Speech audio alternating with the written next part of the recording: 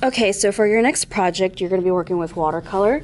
So today I'm going to show you some watercolor techniques so that you know how to do some basic painting when you start your project.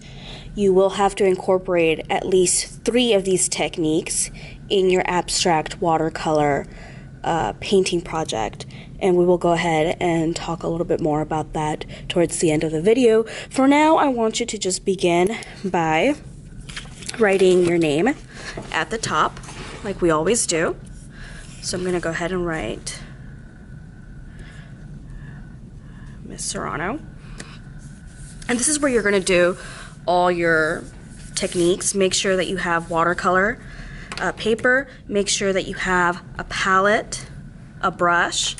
You will need some salt, and I have left behind some of these little containers for you on the side so you can go ahead and grab some. You will need some rubbing alcohol, and I think 1 per table is good enough. 1 per table on salt as well. You will need a crayon, and you guys can each grab a crayon, or you guys can share if you want. You will need some water in a cup. The cups are by the sink. Make sure that you clean up after yourself after you are done with this activity.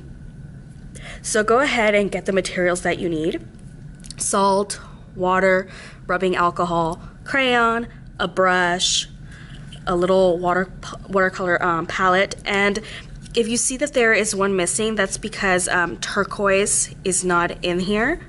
And if you do absolutely need turquoise for this project, then you can go ahead and have your sub give you one.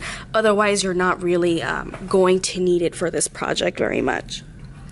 So once you're ready with all your materials, we will go ahead and begin. I'm going to move on and just kind of begin painting this. If I am going too fast and you guys don't already have your materials, then you can always stop the video, go get what you need, and then resume. So I'm going to go ahead and start. And we are going to start with glazing. Oh, I forgot to mention, get a paper towel as well. We are going to start with watercolor glazing. And this is what glazing looks like. So it's kind of when you layer a color on top of another and you can see the color shining through. So for this, you need to glaze with light colors.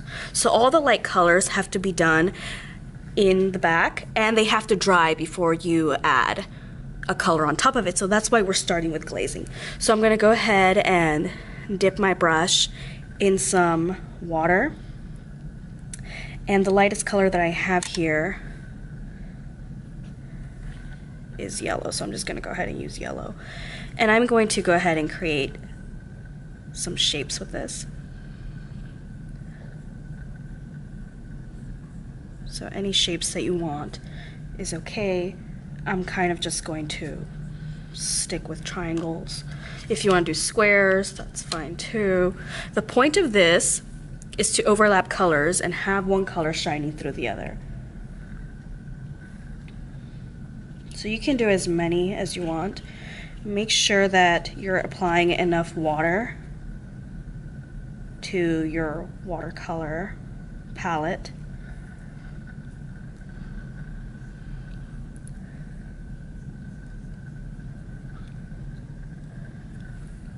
There's my second one.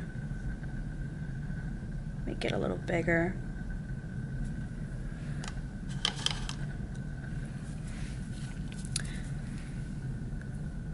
And I'm gonna do a little bit of blue.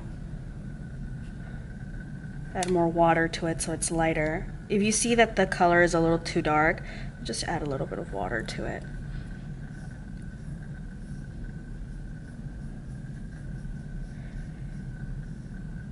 And remember, glazing has to be done when the bottom colors are completely dry. So we're gonna go ahead and let that dry for a little bit. And I'm just gonna put glazing underneath it, just to remember what that's for. And we're gonna continue on with the flat brush technique, or flat wash. Yeah, the flat wash technique. And here's a close-up of the glazing. It's just triangles, so nothing fancy yet. And remember, we're gonna let it dry completely before we continue on with that one. So this one's still incomplete. And let's just go ahead and move on to the flat wash. Okay, so for the flat wash, you're gonna have to put your brush kind of flat. Okay, so go ahead and pick whatever color you want. I'm just gonna stick with blue. So go ahead and put water in there. Make sure that you are adding enough and kind of just mix it around. And once you feel you have added enough water, go ahead and tilt your brush at an angle and begin to apply wash. And then you dip again. And you're kind of just washing the paint.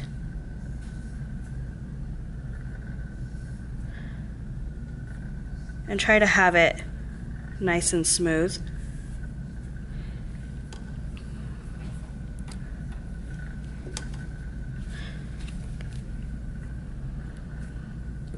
So this one is a flat wash.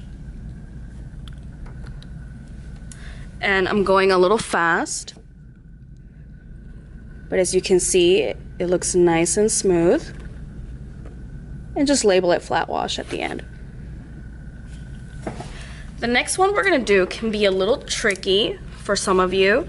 All of you know what a gradient is when you go from dark to light. So go ahead and pick a color. I'm just going to go ahead and use a little bit of water on the red. And do not saturate it too much with water. You do need it to be a little pigmented at first. So I'm gonna go ahead and add a few lines of this very rich red. And in order to do a gradient wash, you're going to take some of your water. Okay, clean your brush off, make sure there's no paint in there. And once your brush is completely clean,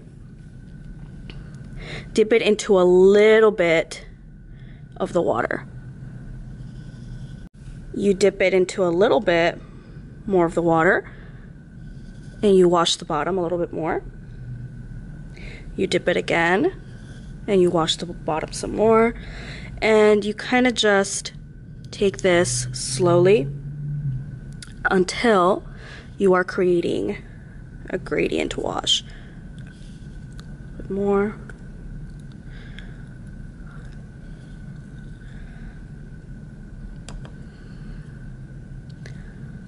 Kind of just mix it all in there.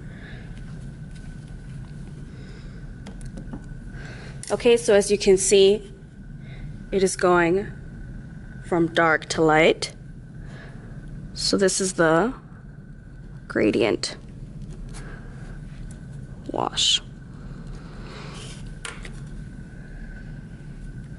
And if you see a line kind of forming in there, just add a little bit more water and kind of just blend it down a little bit more. I think that happened because I moved it. Okay, and let it sit for a little bit. And for the next one, all you need is kind of a square of color. So I'm just gonna go ahead and put a little bit of water in the green. And I'm just going to have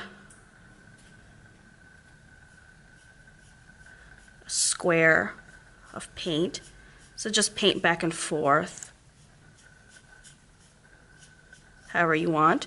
And you're going to go ahead and grab your salt and throw a few specks on it. And as you can see, the salt kind of absorbs the paint and it creates these really cool little dots. And so with this technique, you kind of have to let it dry completely and then you can remove the salt afterward. And it leaves behind this really cool textured look behind. So this one is salt. For the next technique, just go ahead and add water to another color. I'm just gonna go ahead and do red. And once again, just add a blob of paint.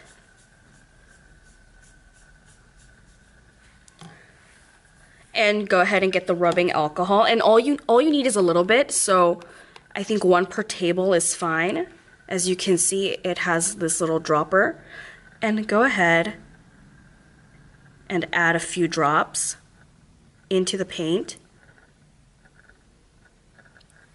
It has to be wet when you're doing this. So for the glazing, we're waiting for it to dry so that we can continue on with the technique. For this one, you do it while it's wet. The salt, you do it while it's wet as well. So this one is water spatter.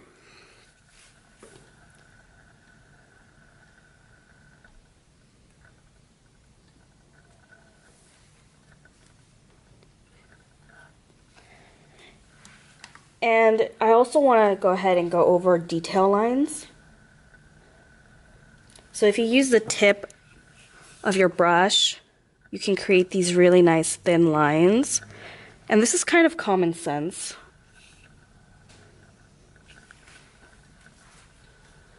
You can go ahead and write your name, so I'm just going to go ahead and write Serrano.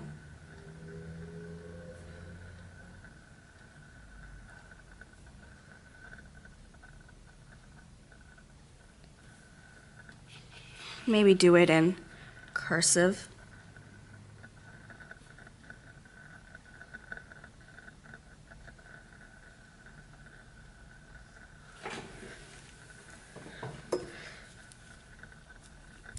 And you can go thicker on your marks as well.